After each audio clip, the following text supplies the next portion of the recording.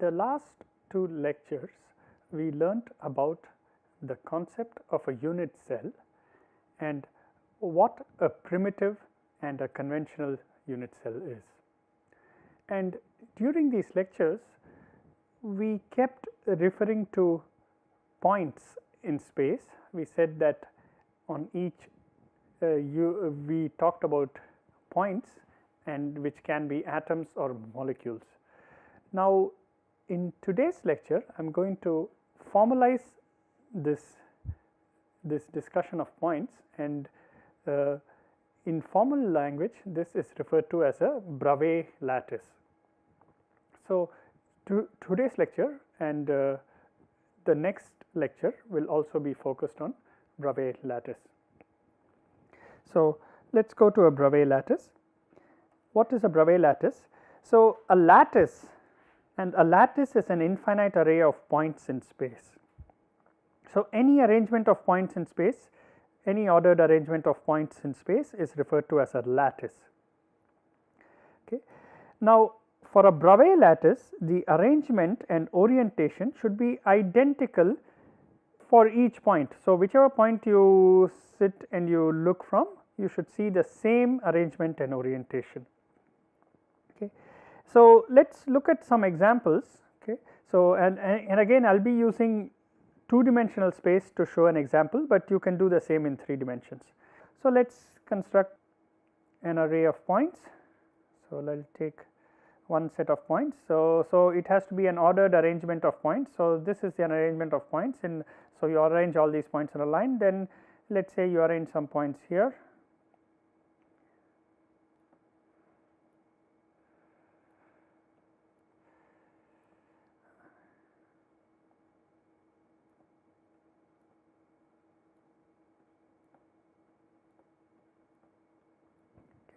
This is an ordered arrangement of points, and notice that each point is completely identical. That means, if you sit on any point, you see exactly the same thing. So, if you sit on this point, you will see it has neighbors in this direction, neighbors in this direction, and some additional neighbors in this direction. Okay. And you see the orientation is also identical. Okay. So, this is an arrangement of points. So, this is a Bravais lattice. This is a Bravais lattice. I will use BL for short, Bravais lattice. Now, let us take another arrangement of points, another ordered arrangements where the orientation is not identical, and an example of this is the hexagonal lattice. In two dimensions, if you take a hexagonal lattice, okay, so you take one hexagon, you take another hexagon, you translate,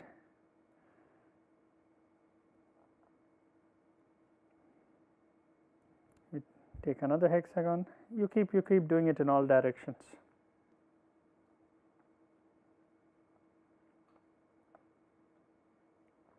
Okay. This is, and on this side you have this hexagon. So, it looks like this. This is referred to as a honeycomb lattice in 2 dimensions, and you have seen the structure in the honeycombs of bees.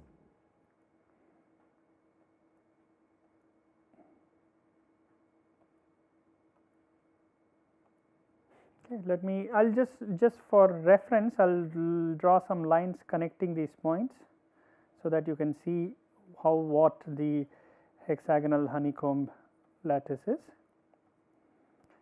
So, this honeycomb lattice in 2 dimensions, okay, it is an ordered arrangement of points, and you can see that the points are it is an infinite arrangement. You can extend this to infinity, and you get this arrangement of points.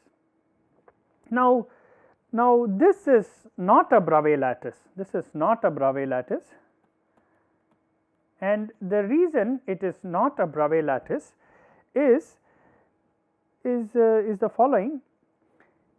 If you sit on this point, okay, and you look at the arrangement of points around it, and I will show it over here. So, if you this point, you will see that there is one point directly below it. So, that is shown here. There is one point that is in this direction and there is another point in this direction. So, this is the arrangement like a Y. Now, if you do the same thing at let us say you do at this point, okay, what you notice is that you have this point, now you have a point above it and 2 points. So, it is like an inverted Y. Okay. So, the arrangement of points, the orientation around these 2 points is different, okay, and therefore, this is not a Bravais lattice. Okay. So, the orientation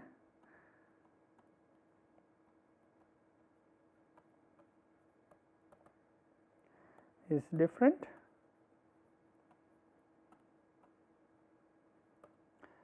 Okay. So, a honeycomb lattice in 2 dimensions is not a Bravais lattice.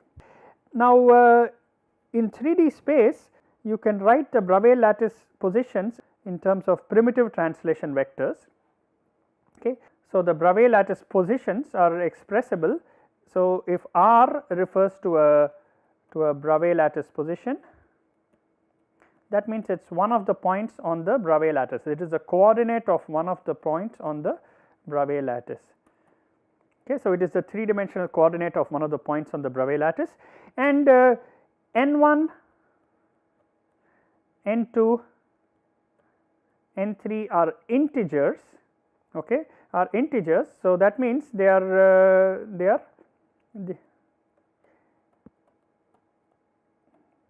so that means they can be 0, plus or minus 1, plus or minus 2, and so on. So, they can be any positive or negative number, okay, or they can be 0. Okay. Now, so you can write any lattice position in terms of these primitive translation vectors, okay, and you can easily see, suppose you have a simple cubic lattice, in 3 dimensions, okay, then you can choose.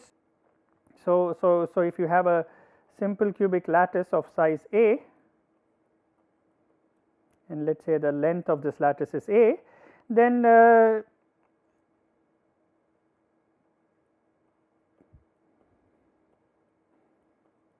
just complete the cube and imagine that you have a lattice. So, this is really extending in all directions. So, it is extending in the 3 coordinate directions. So, it is along x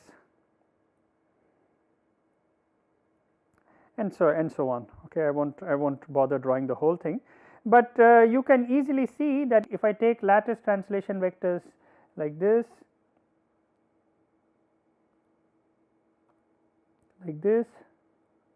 and like this. Okay. So, along the 3 coordinate directions. So, my lattice translation vectors A will be equal to A into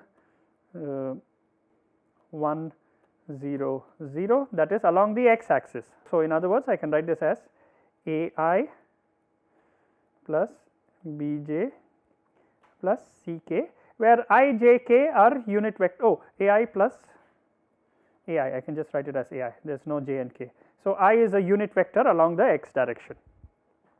Similarly, the lattice translation vector B looks like A 0 1 0. This is for a simple cubic lattice, only for a simple cubic lattice, and I can write this as A times j. So, keep in mind we are considering a simple cubic lattice of size A. That means the dimension of the size, the lattice parameter is A, okay, and C looks like A times 0 0 1, or I can write it simply as A times k hat, where k is a unit vector along the z direction. So, now this quantity A is referred to as the lattice parameter,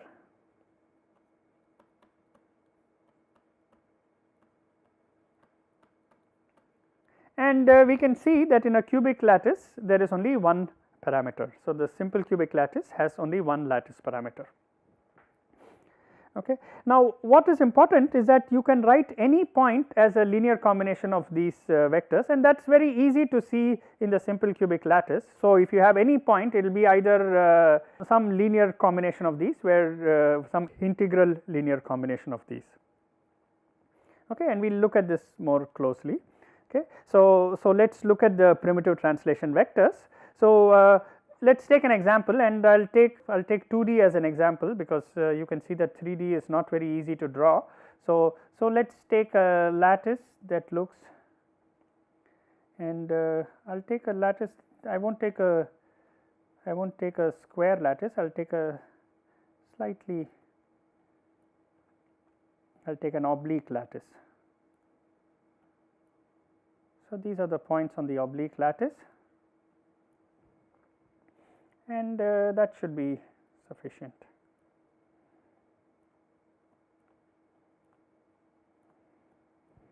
Okay. Now, I can take one choice of primitive lattice translation vectors is this.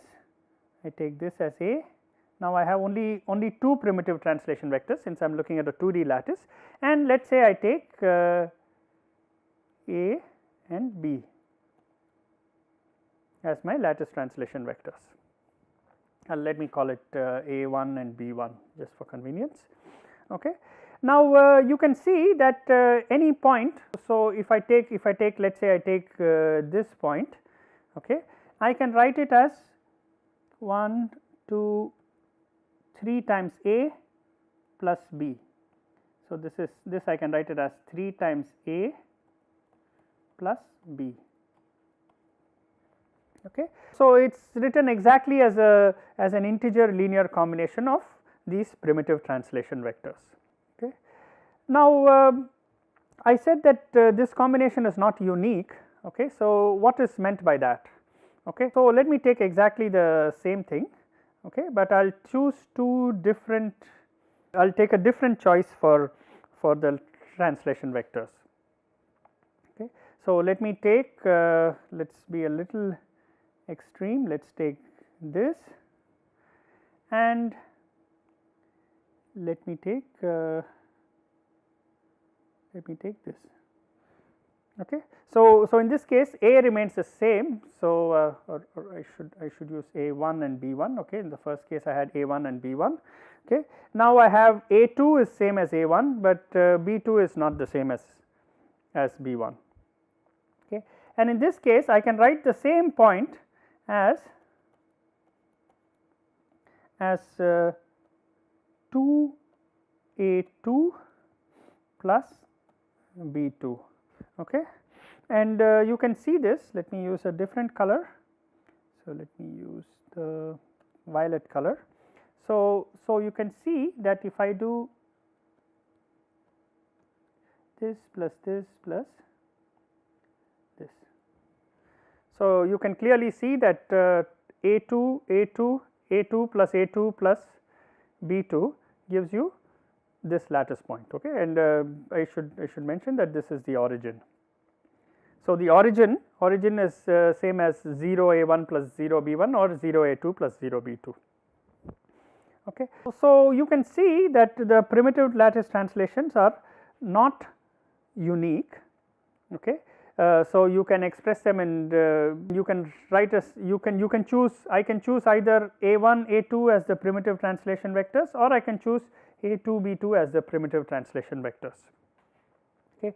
And what is important is that the lattice is actually infinite. Okay. So, lattice is infinite. So, the points extend everywhere in space. Okay. The other thing to keep in mind is that since the lattice is infinite, points that might look different are actually identical. So, let us take a very typical example. You take an FCC lattice. So, FCC is actually a lattice, and if you take this FCC lattice, now you might be tempted to say, let me draw the FCC lattice. So, I have a cube,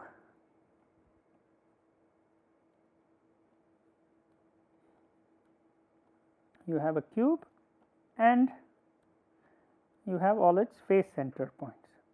So,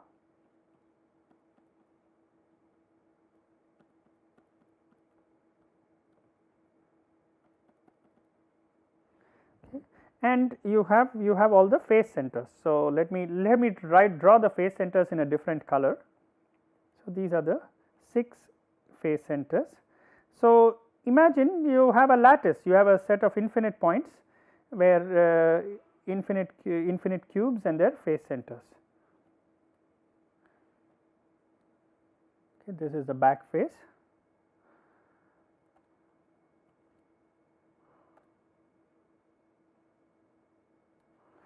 Okay. So, if you have a now you might think that okay, this corner point, the corner of a cube. So, you have the corner of the cube, the point in black, and the face center which is shown in blue, and you might naively think that these 2 points are actually different. Okay, one is a corner, one is a face center. However, if you keep in mind that the lattice is infinitely extended in all directions, okay, we will just extend, and I will show this by extending the blue points which are the face centers. So, if you take this blue, if you take this blue point and you have a blue point on the neighboring unit cell, okay, it will appear at this point. If you take a blue point on the neighbor of this blue point, it will appear somewhere here. This blue point on this neighboring cell will, let me draw the cube.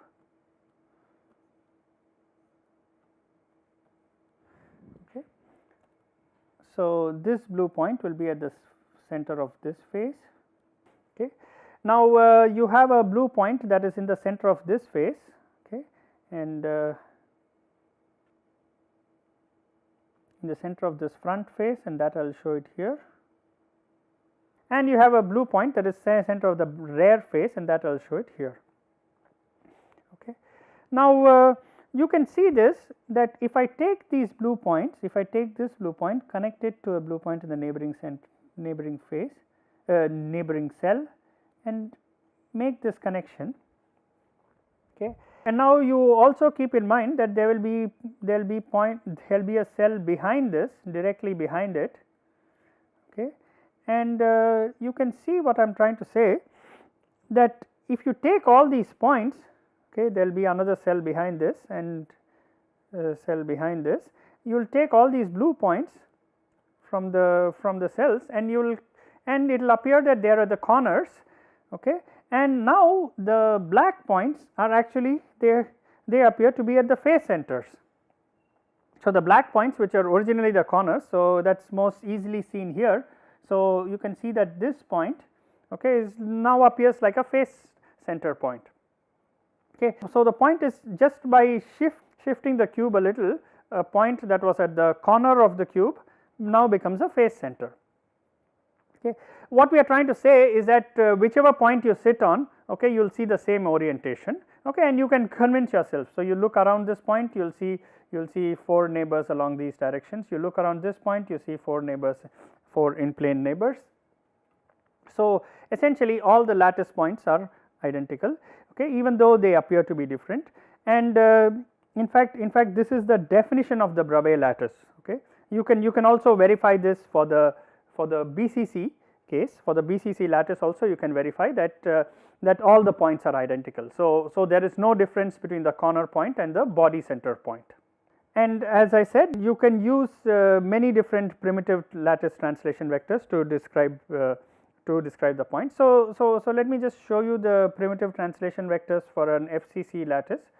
So, if you have an FCC lattice, and I will draw it again, and I will draw it slightly bigger here just to illustrate the point.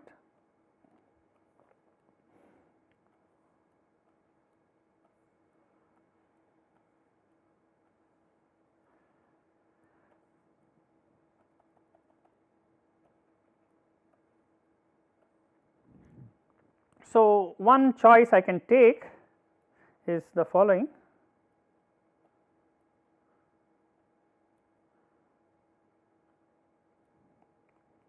I can take point, I can take this choice, I will show it in green. So, one would be this, and so I can take 2 others. Let me take this, and let me take a third one along this. okay, and you can show that any point can be written as a linear combination of these points. Any lattice points can be written as a linear combination of these points. Okay, this is one choice. You could take other choices also. Okay, so what is, you could take many other choices. What is important is that A, B and C should not lie in a plane. Okay. And you can convince yourself that if you make sure that these, so to construct your primitive translation vectors, you can just take translation vectors. Okay. When I say translation vector, I mean they go from one lattice point to another lattice point. Okay. So, you can take translation vectors and you take any three translation vectors that do not lie in a plane, and they can be lattice translation vectors. And what you mean is that you can write any lattice point, any Bravais lattice point, which is denoted by R, as N1A plus N2B plus N2C. Okay. So, for example, if using these lattice translation vectors, if you wanted to express this point on the other corner, okay, then you can see that you can translate it. You can see that let me give names to these.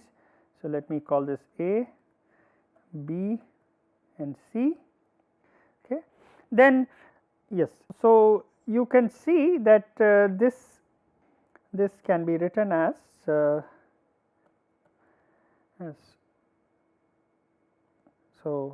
I'll show it in a slightly different color. So yeah, I can write this as 2A. Okay. So if I take 2A, then I'll get somewhere here. Okay. And if I take 2C, okay, 2C gives me this. Okay.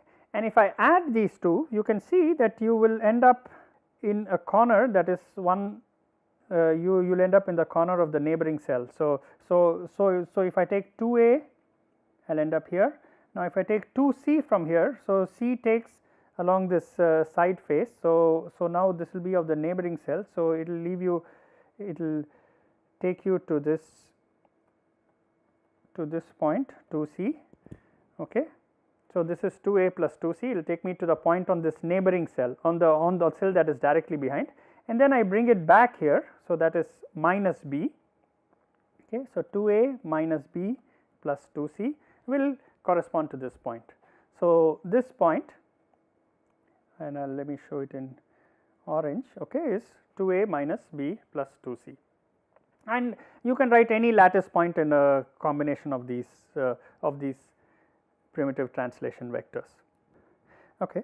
Now, what is a primitive unit cell? A primitive unit cell, and let me emphasize that here we are referring to the primitive unit cell of the Bravais lattice.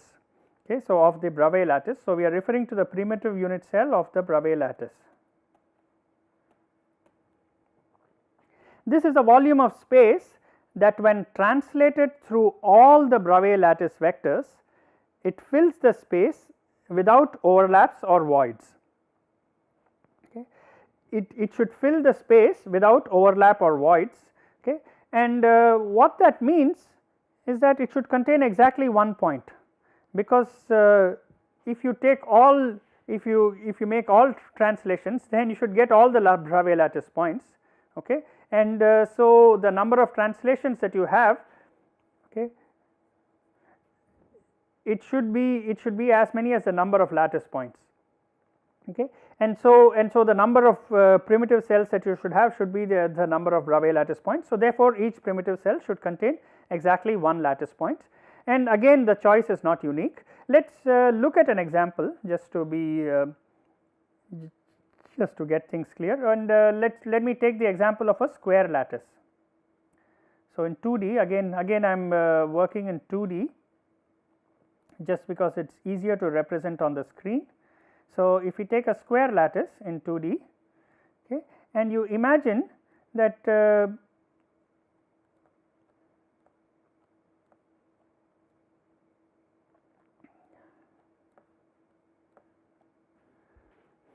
imagine that I have a primitive cell. I'll show at least 3 different ones. So this can be a primitive cell. Okay, this contains exactly 1 point. Okay, you can see that each of these lattice points contributes 1/4 to this cell, because they are part of 4 of these cells, and you can see that if you translate it. So, if I take the cell and translate it by multiple of the primitive translation vectors, then I will fill up the entire space. Okay, and I will fill it up without any voids or any vacancies or any overlaps. So, it fills up the space without voids or overlaps, and you can see this quite easily. So, this is one choice. Okay. Now, let me show you another choice, and I will just extend the lattice here just to illustrate that choice.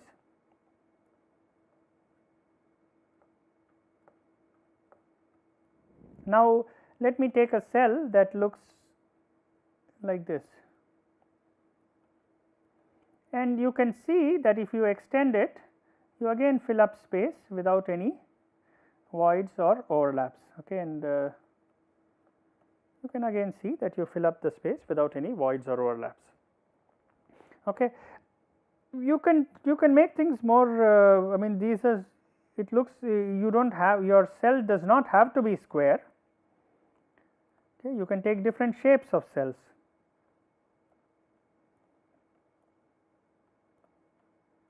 For example, let me take a shape. Let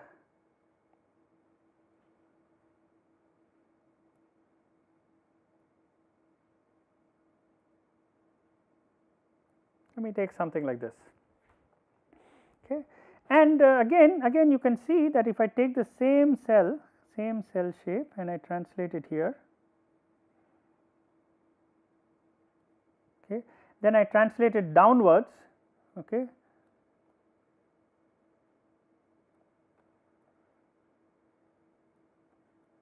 and so on.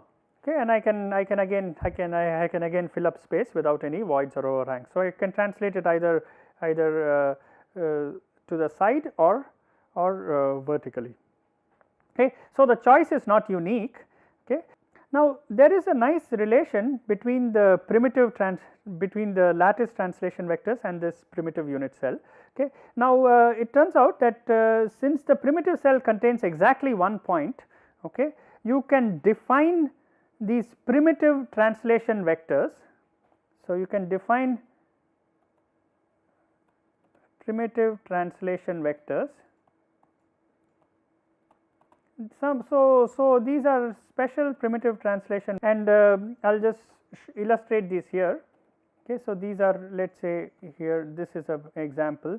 Okay, you can use the same one for this also.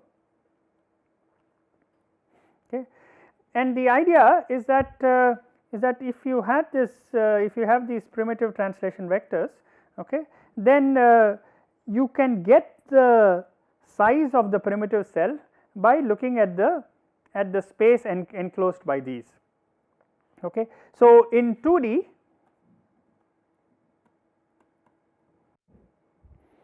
okay, you need the area enclosed by A and B. Okay. So, that will give you the area of the unit cell, area of primitive cell, primitive unit cell. Okay. So, the area of the primitive unit cell will be given by the area enclosed by these special translation vectors. So now these are not arbitrary lattice translation vectors, these are some specific translation vectors, okay, which help you define the area of the primitive unit cell. In 3D, so I will write it right here. So, in 3 dimensions, okay, you need the volume enclosed by, now you have three vectors A, B, C, okay, and this volume is the volume of the primitive, is equal to volume of primitive cell.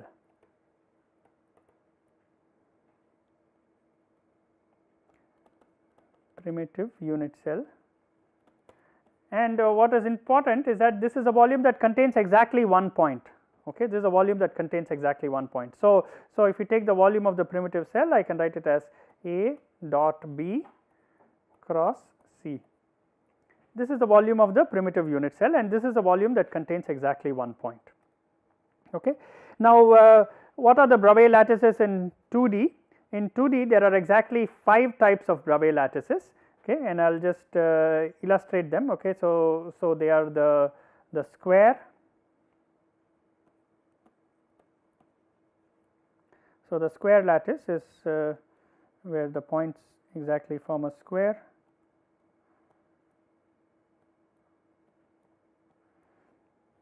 Okay. Then there is the rectangular lattice.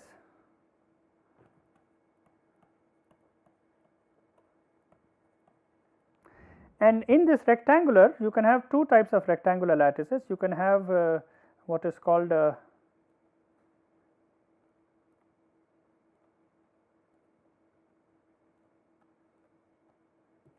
this is referred to as a primitive rectangular, but you could also have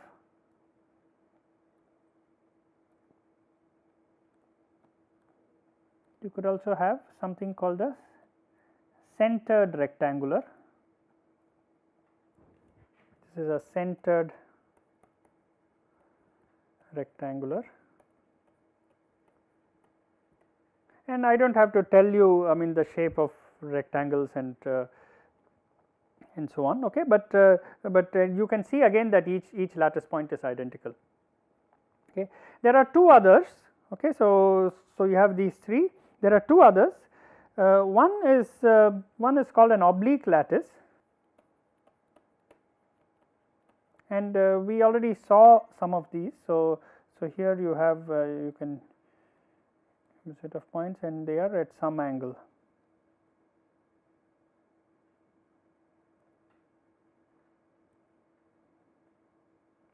So it is an oblique rectangular lattice. Okay, and here you can only have primitive.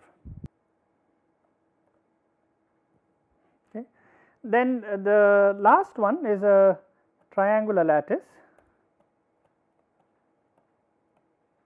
where you essentially take equilateral triangles. Okay,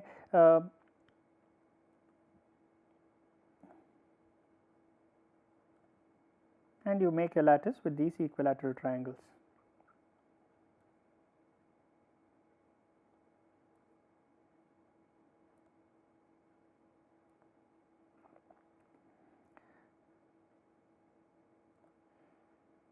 So these are the only 5 types of lattices. Now you might say that, oh, this seems very restrictive, but remember, the oblique lattice can take all kinds of angles. Similarly, you can have rectangles of all kinds of aspect, all different aspect ratio. The other point to note is that we said that the honeycomb lattice is not a Bravais lattice. This is a triangular lattice which looks like a hexagon with a center. So it is like a centered hexagon. Okay, that is in fact a Bravais lattice, and you can easily see that each point is identical. Okay. Now in 3D, it turns out that there are only 14 different types of Bravais lattices. This should be in 3D. Okay. Now these 14 different types of lattices are the triclinic, monoclinic, orthorhombic, tetragonal, rhombohedral, hexagonal, and cubic. And within each of them, there are different kinds. There are primitive, face centered, body centered, or C face centered. Okay. Now we'll discuss each of these in detail in the next class, but you already noticed that there are 7 types. Okay, triclinic, monoclinic, orthorhombic, tetragonal, rhombohedral, hexagonal, cubic. So, this gives you 7 types, and you recall the 7 shapes of unit cells that we learnt. Okay, and this is again related to that. Okay, but each of them, some of them, like you can have a primitive cube, you can have a face centered cube, you can have a body centered cube. Okay, so not all of them can have all these different types, but many of them can have these multiple types. Okay, so we'll start looking at Bravais lattices in 3D in more detail in the next class. Okay, so in this class I have introduced the concept of a Bravais lattice, and at this point the Bravais lattice is just a mathematical construct. So, it's just a construction of various points in space, okay, and the only condition is that these points have to be arranged, and their arrangement around each point and the orientation around each point is identical. So, in other words, you cannot distinguish one point from another. Okay. So, in the next class we will look at Bravais lattices in 3D in more detail. Thank you.